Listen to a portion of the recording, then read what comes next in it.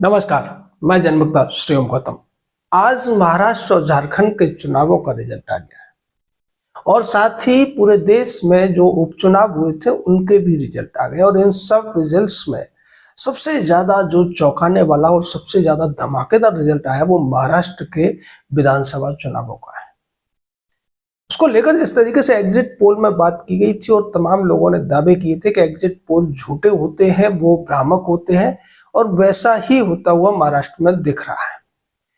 ज्यादातर exit poll ने महाराष्ट्र में महायुति को 150 के आसपास सीटें देने की बात कही थी, लेकिन अब जो रिजल्ट आया है उसमें महायुति यानी कि बीजेपी, एकनाथ शिंदे की शिवसेना और अजित पवार की राष्ट्र एनसीपी को जो सीटें मिली हैं, जो जीत मिलती हुई दिख रही है, वो 230 सीटों से ज्यादा है।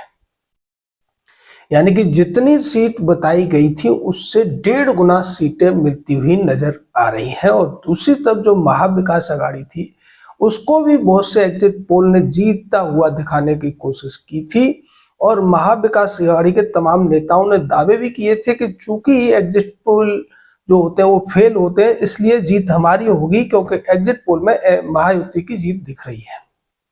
लेकिन महाविकास आघाड़ी यहां पर 50 के आसपास सिमटती हुई दिखाई दे रही है। अगर बात करें बीजेपी की, तो बीजेपी को अब तक की सबसे ज्यादा सीटें मिलती हुई नजर आ रही हैं और बीजेपी 130 का आंकड़ा पार करती हुई दिख रही है, क्योंकि रिजल्ट अभी ज्यादातर आ चुके हैं, लेकिन असली जो घोषणा है वो चुनाव आयोग बाद में करेगा। वही बात करें अगर शिवसेना एकनाथ शिंदे गुट की, तो उनको भी 54 सीटें मिल रही हैं। पिछली बार से उनके पास 40 सीटें थी और 40 से इस बार 54 सीटें उनको मिलती हुई नजर आ रही हैं। और उसी के साथ साथ अजित पवार का भी एक बहुत अच्छा प्रदर्शन रहा है।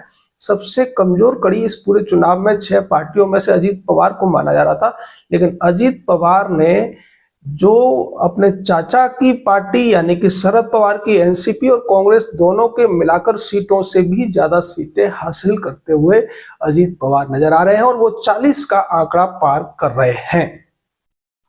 यानी कि 130 सीटें बीजेपी, 54 सीटें एकनाथ शिंदे की शिवसेना और 40 सीटें एनसीपी अजित पवार, ये सब मिलाकर और बाकी जो एक दो और घटक दल हैं, ये 230 का आंकड़ा बीजेपी ने पार कर लिया है।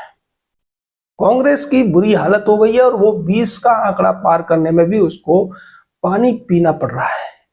दूसरी तरफ शिवसेना है उद्धव ठाकरे वाली, जिसको भी 20 का आंकड़ा नहीं पार कर पा रही है। और उसी तरीके से सबसे बुरी जो हार इन सभी पार्टियों में हुई है वो हुई है शरद पवार की।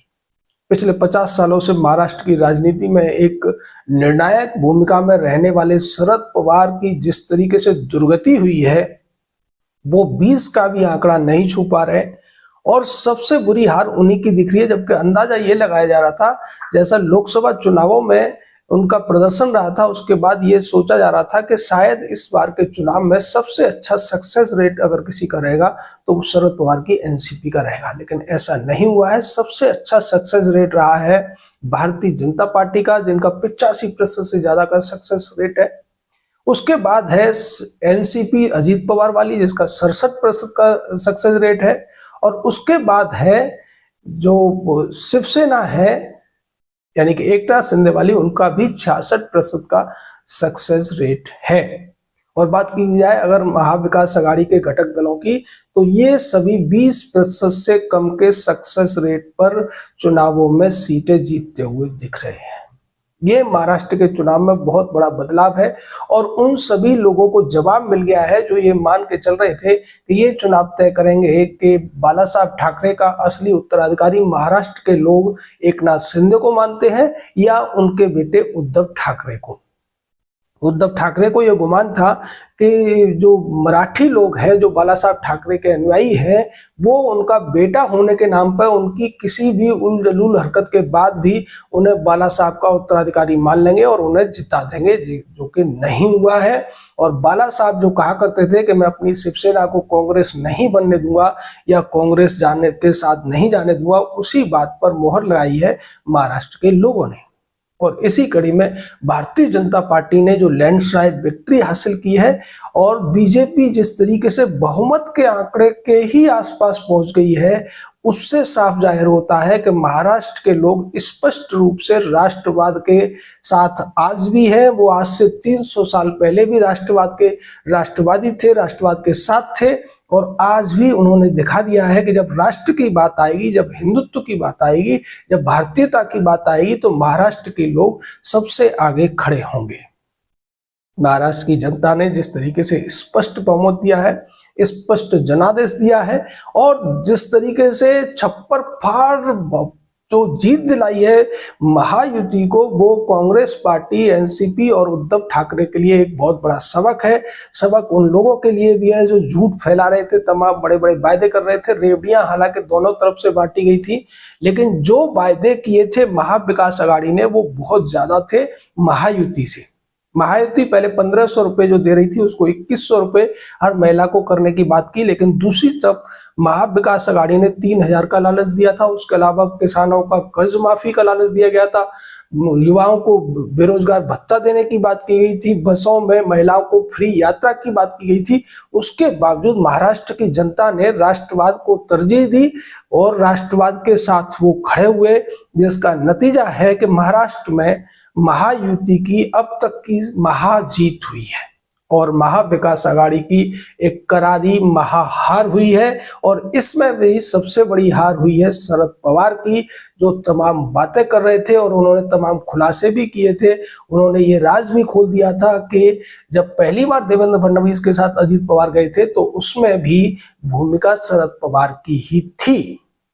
शायद इसी वजह से महाराष्ट्र में जो लोग राष्ट्रवादी कांग्रेस पार्टी के समर्थक थे, उन्होंने चाचा शरद पवार की बजाय भतीजे अजीत पवार का साथ दिया, क्योंकि उन्हें लगा कि पिछली बार जिस तरीके से गच्चा दे गए थे चाचा अपने भतीजे को और उन्होंने जो झूठ बोला लगातार 5 साल, उसकी सजा उन्हें मिलनी चाहिए।